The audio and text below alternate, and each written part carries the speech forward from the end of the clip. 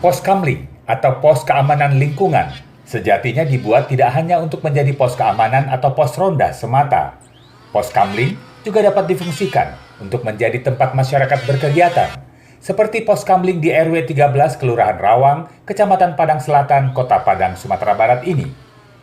Di waktu dan jam tertentu, pos Kamling bisa dimanfaatkan sebagai posyandu atau kegiatan ibu-ibu warga sekitar.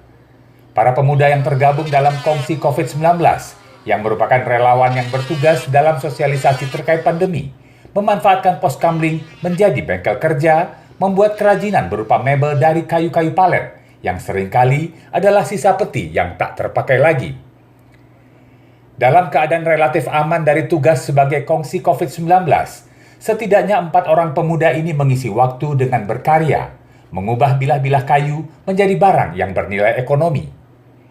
Dari 14 kongsi COVID-19 yang ada di Kelurahan Rawang, hanya kongsi COVID di RW 13 inilah yang memiliki kegiatan produktif sebagai langkah penguatan ekonomi di samping tugas mereka sebagai relawan sosialisasi penanganan pandemi. Kegiatan pemuda kami di mana kami berkomunikasi antara pemuda dengan tokoh masyarakat di sini.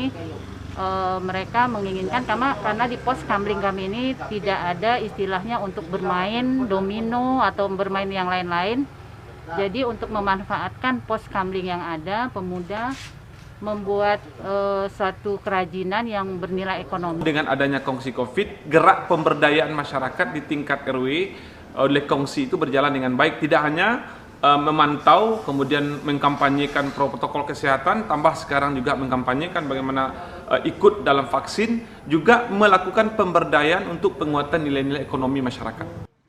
Produk hasil kerajinan para pemuda berupa bangku, meja, hingga kursi santai dijual dengan harga bervariasi, mulai dari Rp35.000 hingga Rp2,5 juta, bergantung pada banyaknya bahan dan kesulitan produk yang dibuat. Hasil penjualan dibagi kepada para pemuda yang terlibat dalam proses pengerjaan setelah dikeluarkan biaya produksi dan disisihkan untuk kas pemuda.